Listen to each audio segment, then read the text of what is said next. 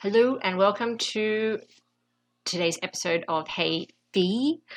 We're going to get straight into it because I have a good one today.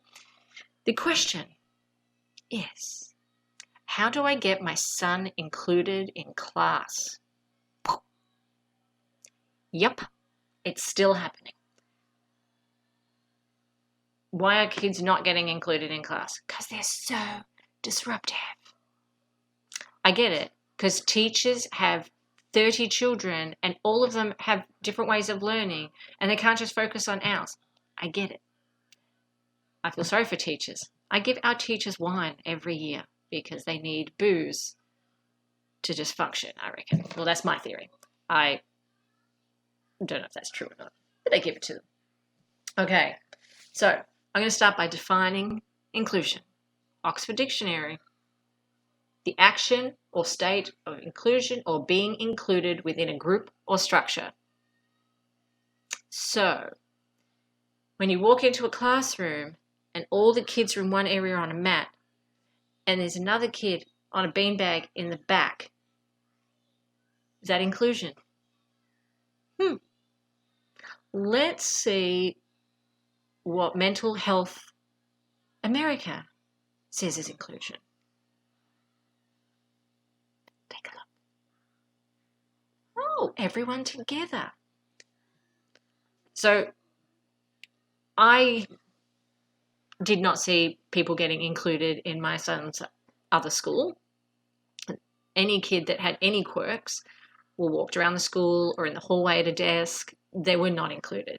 And that broke my heart because my first son was at school and he really didn't have any quirks.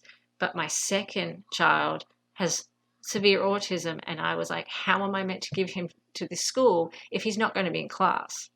And he wants to be with classmates, but he has disruptive behaviors.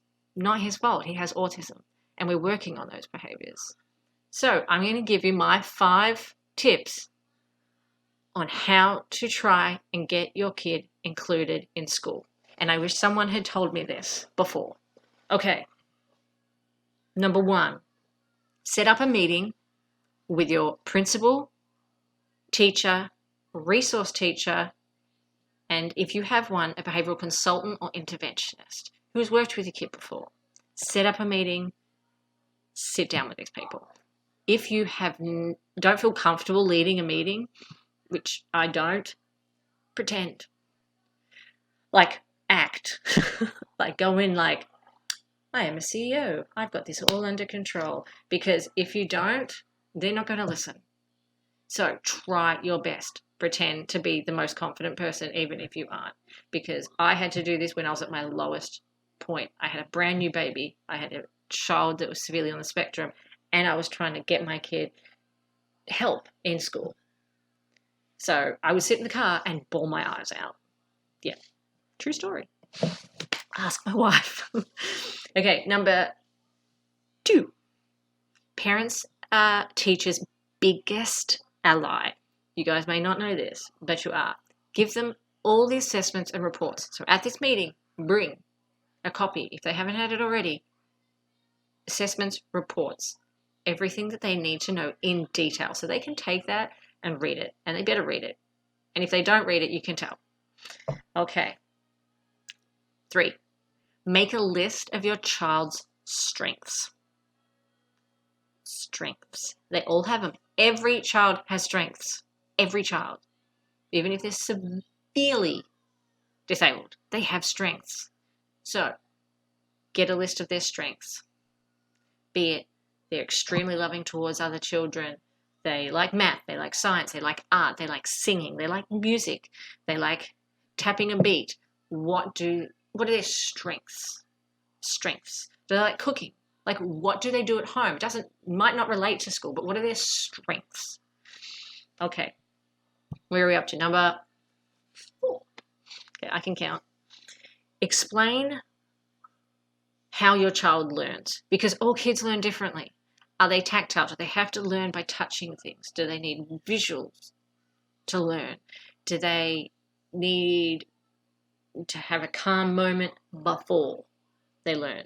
Do they need to break the day up into shorter time spans. All kids learn differently. So you tell them, this works best for my child. Yep, you're telling them. This is how my child learns. Because the teacher has to guess otherwise. Give them these hints. Okay. 5, ask for an aide if you don't already have one. Teacher's aide with behavioral intervention experience or a course. Do that. Okay. Teachers' aides are amazing, but some aren't. Some are really shit, and it's not their fault. They just haven't been given the right tools, right? Okay. 6. Oh, I said top 5. This is 6. Set behavioral plan in place for a sensory overload. You know what I'm talking about. Everyone else calls them meltdowns. It's a sensory overload. They just can't cope right now, and it explodes. And that's completely normal in kids' brain development. Everyone's brain development, even yours. Like, you know when you're about to explode. Well, these kids have a bit more often. Okay, so set out a plan. Write down the signs that your child gives before that happens. And then the plan is, if they miss the signs because they're trying to deal with 27 other children, then what can you do to help them calm down?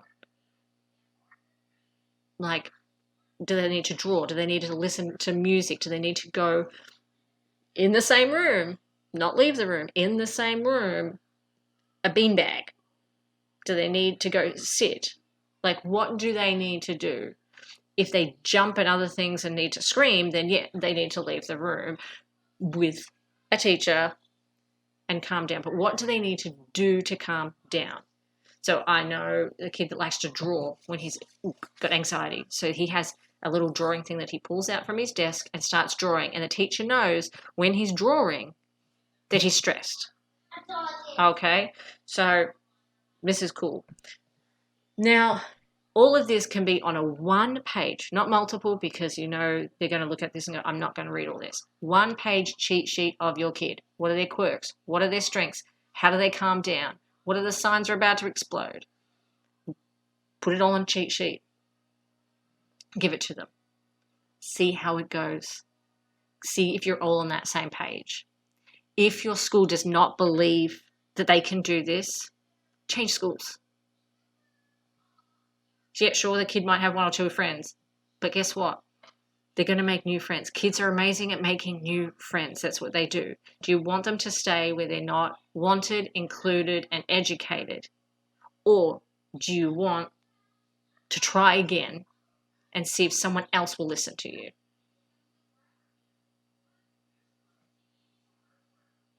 Okay, I know it sounds harsh, but if you can, change schools. If you can't, if you're in a small community and you can't, then keep on trying those things. Keep on explaining to the teachers what they need. Okay? You are not a nagging mum. You're a mum that loves and adores and wants your kid educated. And everyone has the right to an education. Okay? So the fact that we're still arguing to get our kids included is sad. It's messed up. I've seen it with my own eyes. But please try that. Set up a meeting. Do it. This is for your kid. But do it in that order and have that cheat sheet. Okay? Good luck. I hope it helped. I'll see you in a bit.